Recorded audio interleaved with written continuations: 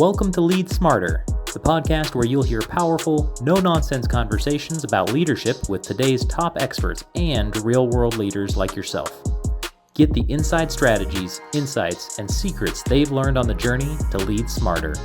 Let's dive in.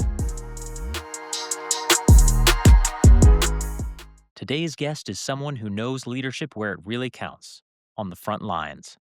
Wes Dove is the co-founder of Dove Development and Consulting, where he and his wife Cindy help organizations build stronger leaders, healthier cultures, and more engaged teams. Wes brings more than 2 decades of experience in manufacturing leadership, the kind that's earned, not just titled. He learned early how to influence without authority, lead through trust, and turn values into measurable business results. He's also the author of Leading with a Clear Purpose and the upcoming book, The Values Advantage, which digs into how organizations grow when their people actually live their values, not just post them on the wall. In this episode, we dig into lessons on influence, value driven culture, and what it really takes to lead smarter, not louder. Let's dive in. Hey, Wes, thank you for joining me on the leadership podcast here today on Lead Smarter. I've really enjoyed getting to know you and getting a chance to chat with you a few times. And I'm looking forward to diving into your experience, into how you help leaders become the best versions of themselves and how you get them to evolve their own leadership through your programs. So thank you for joining me. Yeah, David, it's been a pleasure getting to know you as well. It's pretty neat to see how many common threads that we've got in our backgrounds where we're in different places and different ages and generations, if you will. Gosh, it's been a lot of fun because we're more alike than we are different for sure. Yes, and I'll admit, the kind of leadership that you focus on, I would say is in the area of like manufacturing and things like that. That's I think it's very interesting. I know that people are looking into how to be better leaders inside business settings that I'm talking to in tech and things like that. But I'm interested in diving into your experience and the niche that you serve. We've actually had a chance to talk about a few areas where you have kind of learned a lot of leadership along your own leadership journey. One of the questions I was actually wanting to chat with you about is you've talked to me about leading without authority. And I'm interested in kind of diving into that a little bit. Earlier in your career, you had to influence people with basically no formal authority. What did that teach you about leadership? Well, David, it was a stellar lesson. It was a hard lesson because as soon as we got married, I came back from our honeymoon. The very first day on the job, I was in a role where I'm rolling out this lean manufacturing process, and it made sense to me. It was really simple in concept, but I was tasked with getting folks who had worked in that facility longer than I'd been alive to change what they had been doing for years and years and years because I said so. It was not something Right. that they bought into, and now I'm trying to say, "Hey, you need to do this." And I had 0 authority, 0, position, title, and I was hey, the results that I achieved was what was gonna be make or break whether I stayed in that role, right? And I had to really quickly learn, how do I get people to do things that I need them to do when I can't say because Wes said so? Well, And I mean, I'd be interested. Like, obviously, there's going to be huge bumps along the way in that kind of experience. I would be interested in like, where did you find success in that when you were trying to do it? Because young leaders now were throughout many companies. There's a generational gap where there's people that are currently leading businesses and there's probably going to be a transition at some point, but the generations that are coming up, they're going to be the ones right now entrenched in lessons in newer technology and things like that, things that businesses require to be more effective. But there's going to be a generational gap, and you're not going to be able to lead just by telling them what to do. What were the yeah. things that you found to be successful in that? Well, I had to understand where they're at. I had to know what they're tasked with, what their responsibilities were, what mattered to them. I had to figure out all those things. And the fact that I'd done similar jobs, not always the same job, but I'd done similar things, let me at least relate to them. But I had to establish, hey, we're going towards a common goal. I want you to win. It's not about, hey, Wes, you do this and Wes wins. It's about how do we do this and we all get better through the process. And when I could establish those relationships and have a common bond for a shared priority that we were working toward, I could at least move the needle. It wasn't always immediate results, but I could earn that influence and develop a bit of respect that would start the process. And then small wins led to bigger wins.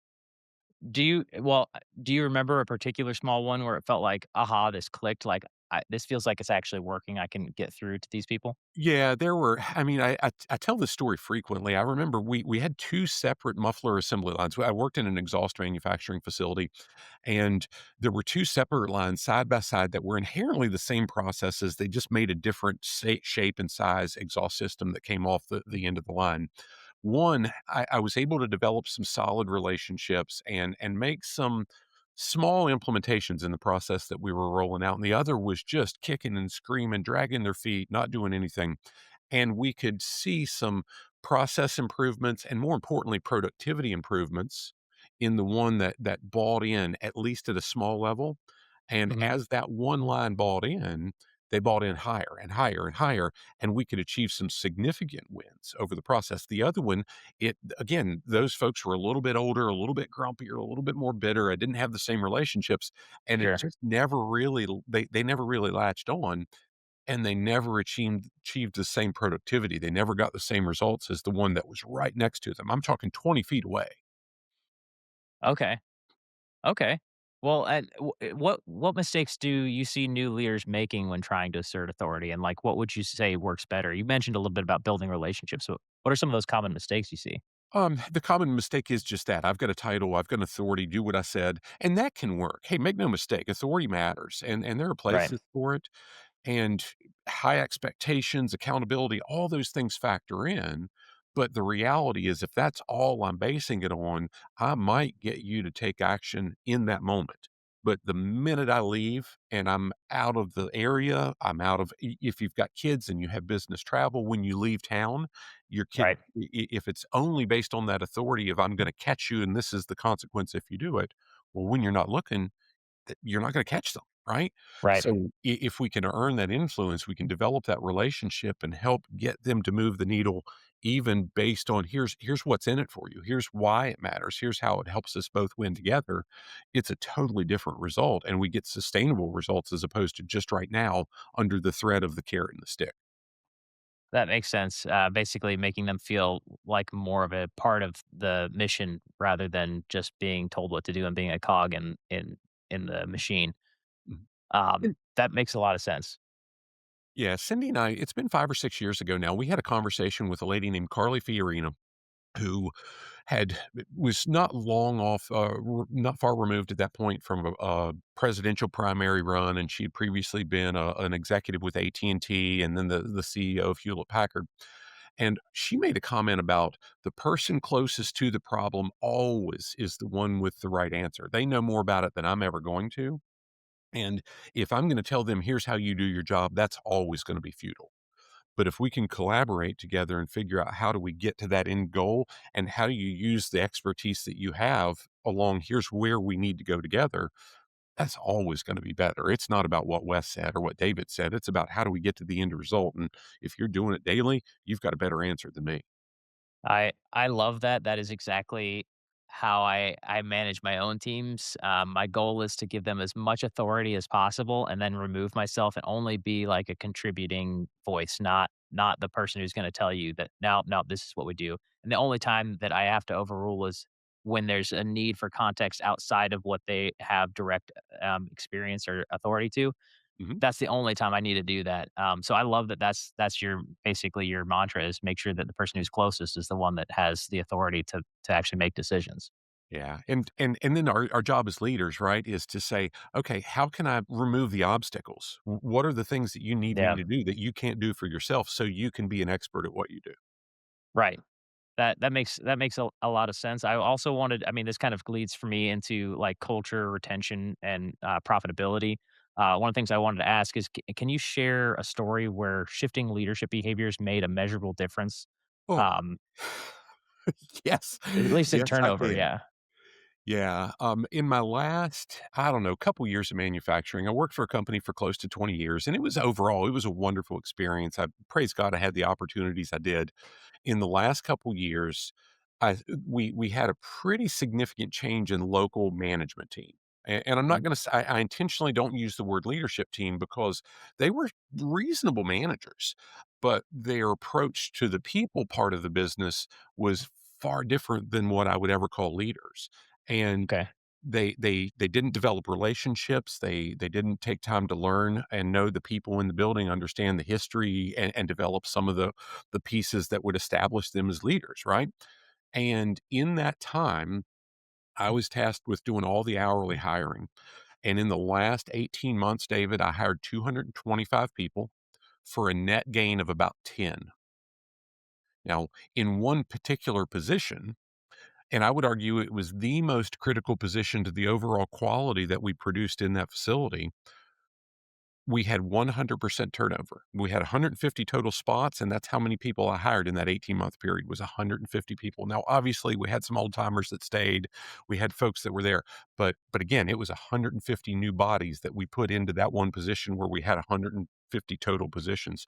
And the one thing that changed, there were a lot of constants. It Right. was always hard work. It was always hot in the summer and it's hot in the winter in some cases too, based on the nature of that work.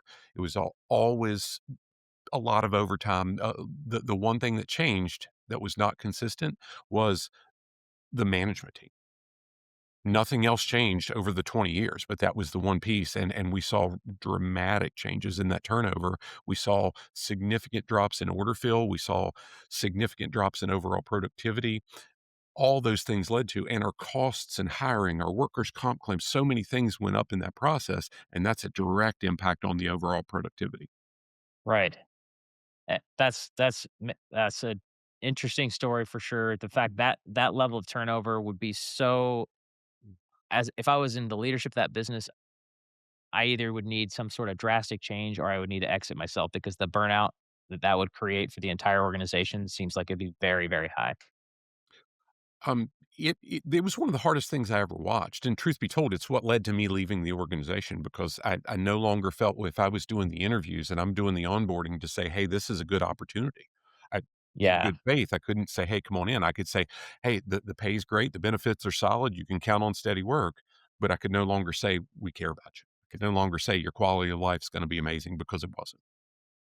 Well, that's I know that one of the things that in this same conversation, one of the things that we've talked about in your experience was values and the clarity of values. I wanted to ask you, can you share an example where values clarity helped the business grow or navigate through tough decisions? Yeah. I remember you had a good story. Yeah, I'm giddy about this. I've watched one, and I'm not going to knock companies that don't. Statistically, I think the numbers are close to 80% of all organizations, large and small, have their values listed on their website for the world to see. The reality is, not many of those organizations, and I've only experienced a handful in my career, take the time to Right. make sure that everybody understand what those values are, and more importantly, what they mean in their daily role. Now, about 4.5 years ago, I met a fellow who had stepped away from being CEO, chairman of the board of a large multi state insurance company, and he was buying a small business. I think about 3.5 million in revenue at the time for him and his family to run. It was just a goal of his, and he said, "Here's my 5 values. Every decision we make being going forward is going to be based on those five. And if you wanted me to, I could rattle them off." But Sure. since then, his values, yeah, they were Yeah. Yeah. humility, family, dependability, compassion, and integrity.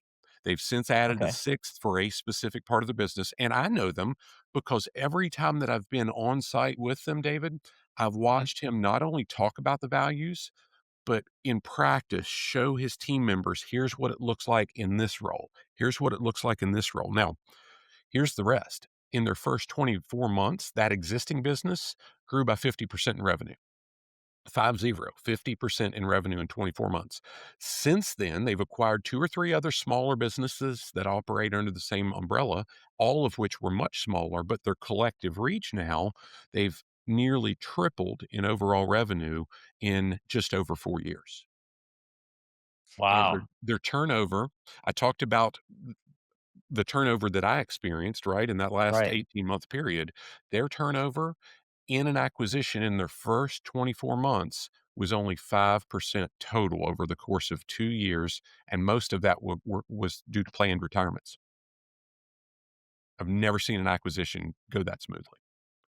That's really interesting. Do you feel like there's a correlation to so, you mentioned, like, lots of companies, they publish their values for the world to see.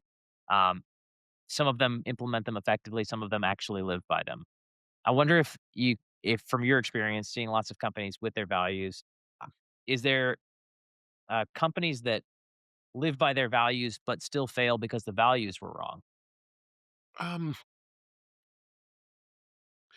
Or do you I'm feel like by the time you've actually solidified your values, you're pretty much you've got it right at that point. You've invested enough that now it's the mission and everybody's more aligned, and therefore you're just naturally gonna be more effective as a company. David, that's a great question. And I paused a little bit because I wanted to think about that. I can't tell you that I've ever seen an organization with quote unquote wrong values. I have seen organizations that have values that never get discussed and therefore never get upheld. Okay. And a case in point, and I'm not going to throw stones. There's a client that Cindy and I've worked with that we were with a group of senior supervisors and managers. I'm talking average tenure was 20 to 25 years. And we asked them, hey, who can tell me what your values are? And Right. you could have heard a pin drop. And unfortunately, those values were written on the wall in the room that we were doing the training in right then and there.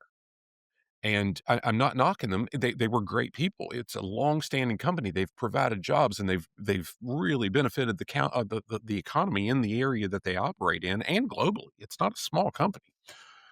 But in that particular setting, there's no way those folks could have upheld those values if they weren't intimately familiar with them. I'm not s they were Right. inherently good people. They were doing a great job. They Right. just weren't modeling the values. Is that something that you so with your own clients, your own programs, or is that something that is a part of your mission to get the organization to, basically embrace the values and know them, intimately throughout the organization so they're more aligned? It is, and you're asking a teaser question. There's some things I can't talk about that right now. So Sure, in sure. early 2026, I've got a book coming out. It's written. I just got the copy edited version back. We're working through some things. It's called The Values Advantage. And it Okay. takes matter of fact, it talks a lot about that case study that I just shared of the guy buying the business and saying these are our 5 values and how he's grown. And I use that as an example. Matter of fact, he wrote the foreword for the book. And he talked about in his corporate career how they saw in the course of, I think it was 2 or 3 years, almost a 100% growth in revenue because of living by those same 5 values in a big company versus the small company. So it wasn't, "Oh, it just happens in small." He had done it before.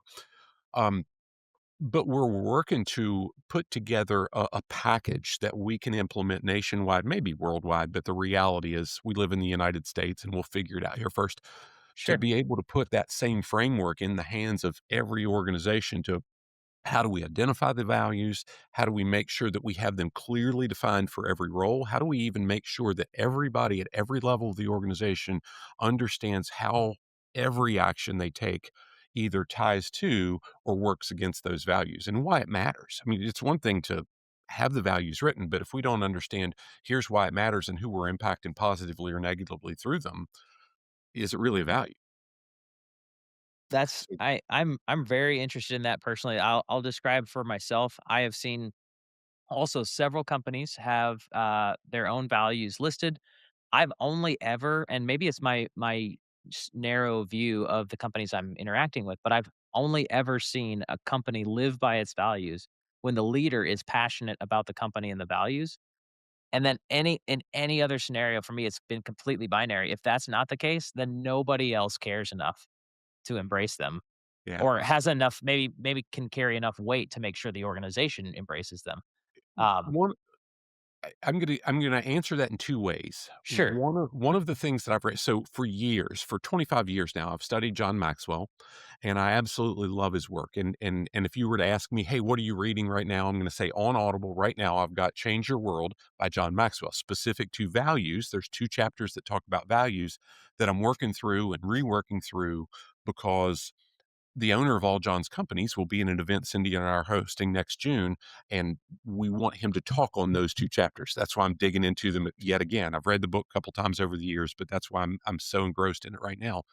okay, But For all those years, I've heard John say everything rises and falls on leadership.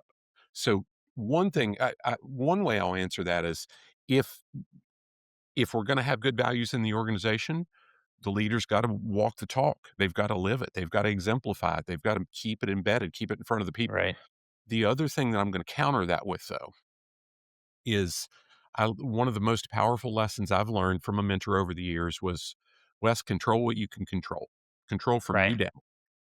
And if you can do, you can't control you up always. You can influence, you can't control it.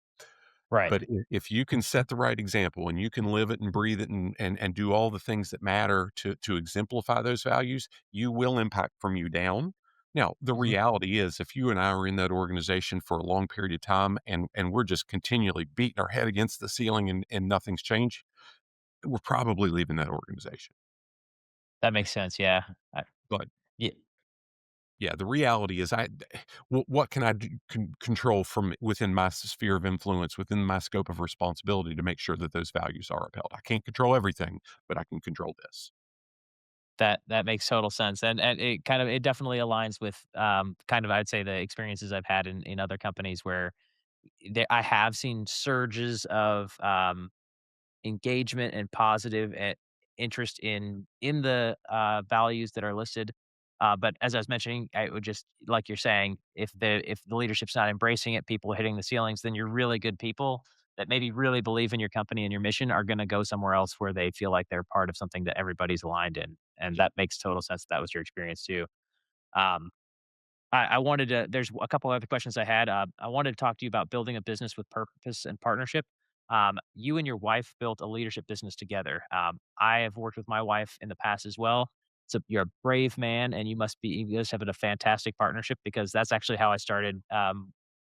My relationship with my wife was working. So, first, congratulations on that. I want to know, what have you learned about balancing different leadership styles in that partnership, though? Oh, I'm going to use this term, but please know when I use it, it's figurative, not literal. Sure. I take the hold my beer, watch this approach all day, every day, in everything I do. Not saying it's right. It's how I'm wired. It's who I am. Cindy thinks through things meticulously. And I tell people all the time, if God wouldn't have put her in my life, I would get a ton of stuff done. But the simple fact that she's part of everything that I do, part of everything we do together, is there's a chance somebody's going to actually like it and it'll be correct in the process. Um, so, and again, not saying one's right or wrong, we Sure. complement each. Right. Was that the answer you were looking for? That was. I didn't wanna interrupt you if you had more to share. I mean, obviously, it's your relationship. I'm glad to hear that's the experience. I have similar energies with my wife, so that's a sounds like a very complimentary, and balanced, approach to your guys' partnership together. How do you stay organized or energized and motivated when consulting work sometimes sucks the life out of you?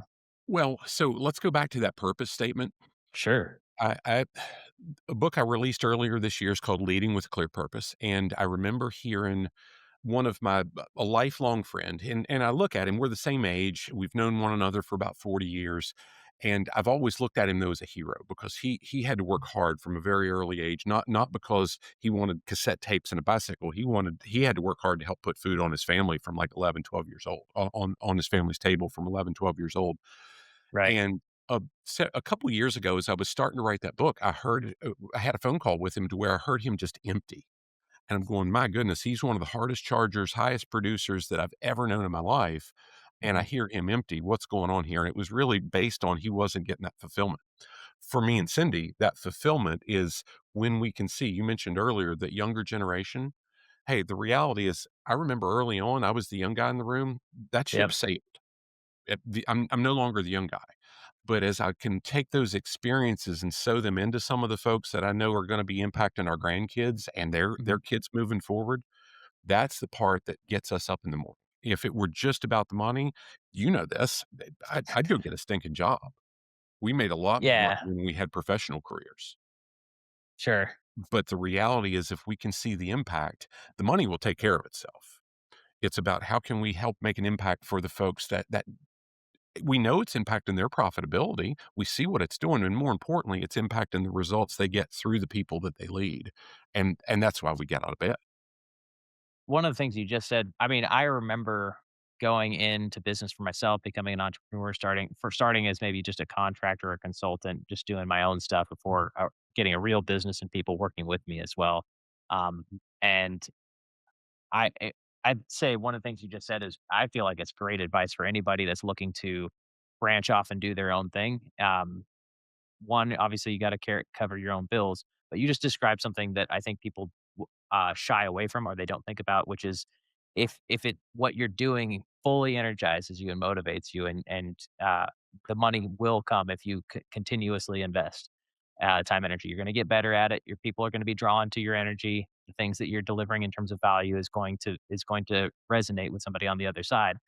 And if you stick with it, eventually the money's going to come. And I think in most people that are going off to do anything themselves, that's the thing that scares you. You know, people are my parents did not come from the generation of you can do anything, so just keep investing in the things that you care about. They came from the generation of go get a job and make sure you got money on the table because you've got kids to feed, and that's the end of it.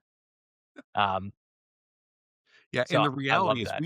we didn't start that, David. We went into business for ourselves when our kids were grown and out on their own, and we Oh, had okay. basically all of our debt taken care of. We weren't where we needed to be financially, but we didn't have anything that was really handcuffing us that we had to do this or that. But hey, another reality is we're 10 years in, and I can promise you that I think at least one of my parents still look at, "Why are you doing this, and why didn't you keep the corporate jobs you had?" Sure. Sure. My parents are, I mean, yeah, even if it's working on my side, it doesn't mean my parents understand it anymore. So I totally understand what you mean. Um, I wanted to also you actually shared a book that you're reading and that you're currently, like, engaged in, on a professional level and development and learning more about leadership. What's something you're reading right now for entertainment? Like, something that you just enjoy reading? I'm gonna be transparent and say I don't enjoy reading. Well, that makes so you're reading purely for educational purposes. I've never David, I almost didn't graduate high school. I don't have a college degree to this day, and not because I'm a dumb guy. I figured things out along the way. I'm not brilliant, but Sure. I'm also not one that likes to sit still. I told you that hold my beer approach, right? Right. And now I'll caveat that. I've not drank in 25 years, so that's not how I live, but, that's how I live. Um, but Sure, sure. in high school, I hated writing. I hated sitting still. I hated reading, and if it wasn't something that I could put in place and be able to apply right then and there, what the heck are you forcing this on me for? Don't beat me to death with grammar. I wanna get stuff done, and that's where I was at, and I took that when it came time for English Comp in college, I just quit Right. registering for classes. I didn't drop out. I just quit going. Done.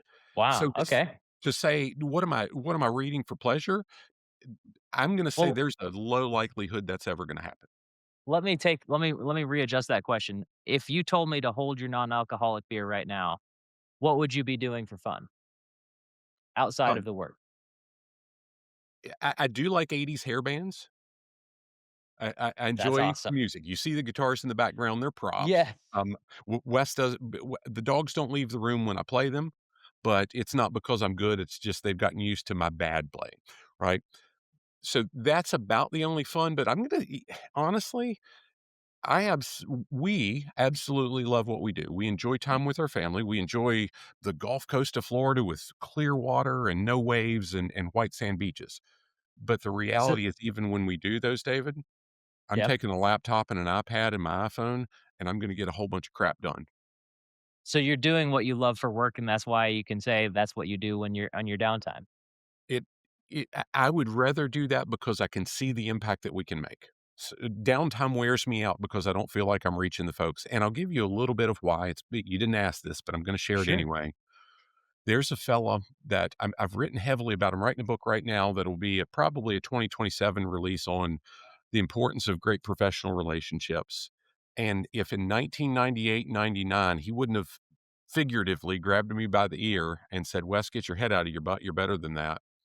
Right. And done it continually, I might still be a drunk running a press on second shift in a manufacturing facility.